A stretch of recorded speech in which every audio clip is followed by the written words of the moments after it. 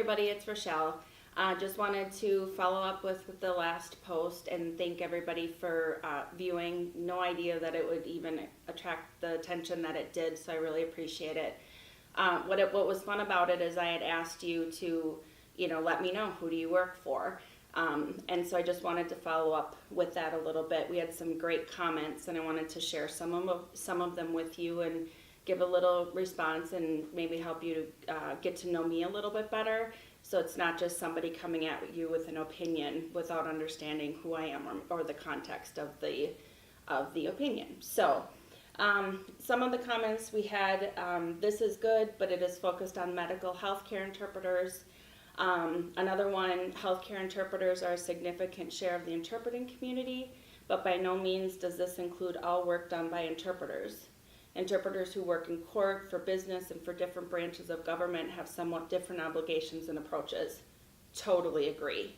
A little bit about myself. My area of expertise really is healthcare interpreting.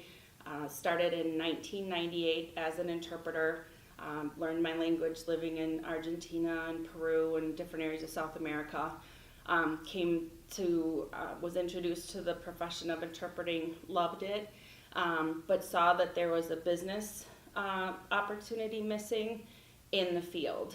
And so what I wanted to do was to meet the business demands, and in meeting the business demands, create a profession, like a career opportunity for healthcare interpreters. Because as an agency model, you either grind to get your appointments, or they're few and far between. And the problem that I saw with that is that the quality, the efficiency, the consistency, the business solution in healthcare was missing. So when you hear me talk about interpreting and I say healthcare, I'm really talking about the organizations that purchase our services. There are different levels. You have administration, you have providers and the treatment team. And I realize that, so if there's another industry that you work in, you can basically fill in that specialty when I'm saying healthcare.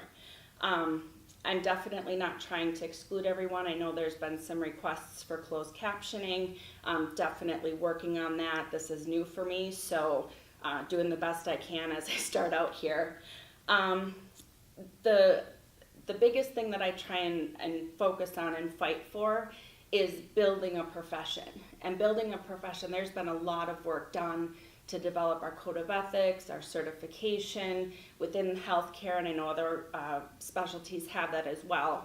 But especially in healthcare, people want everyone to have access to healthcare. And so there was some comments about interpreters do not work for healthcare providers.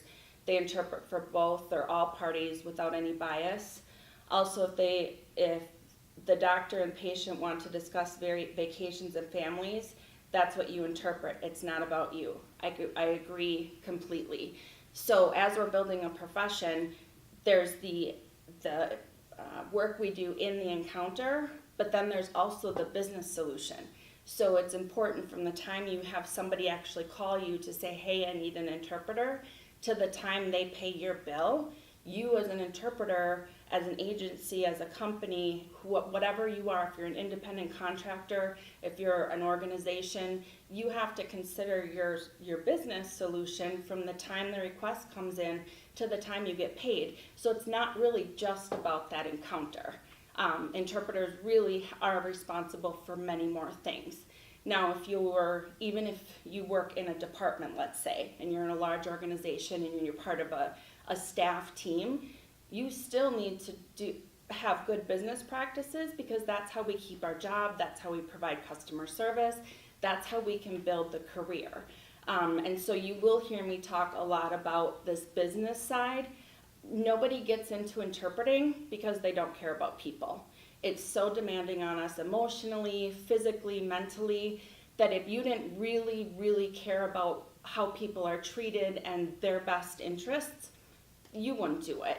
Even if you came into it for a second, you wouldn't stay, because it's exhausting, it's demanding. And I think interpreters are angels. In healthcare, we're with people from birth to death and everything in between. And so it's a privilege and an honor and, in my eyes, a blessing to be able to be in with people in their very, very most intimate moments. But in order to do that long term and to build the profession and to provide quality and consistency and efficiency, we need to have interpreters that are doing this day in and day out, day after day, week after week, month after month, year after year. And so to me, that's the business solution. So it's not just about the encounter, it's about establishing now standard operating procedures to get healthcare to buy into it. Healthcare becomes the enemy. Well, healthcare isn't doing this. They're not buying. They don't call. They use friends and family.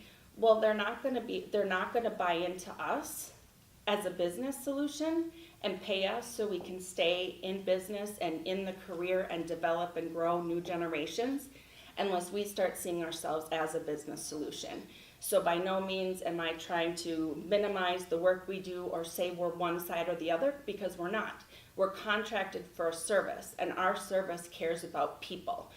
Healthcare doesn't get into healthcare to be like, I'm going to take that one, that one, that one, and that one, but not those other ones. They don't. Nobody does that.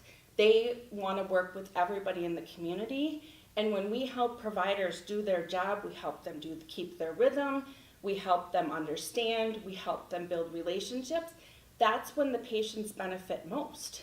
And when we're offering up the patient's opinions and thoughts and everything they're saying as adults, they're children too, but as adults, that's what helps them communicate to their providers so that that relationship that I mentioned earlier is established and built.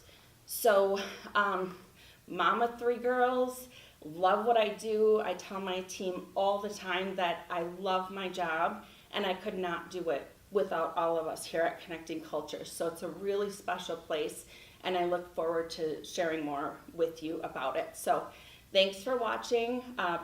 Be sure to subscribe, check us out on social media, and I hope you have an awesome day. Thanks, guys.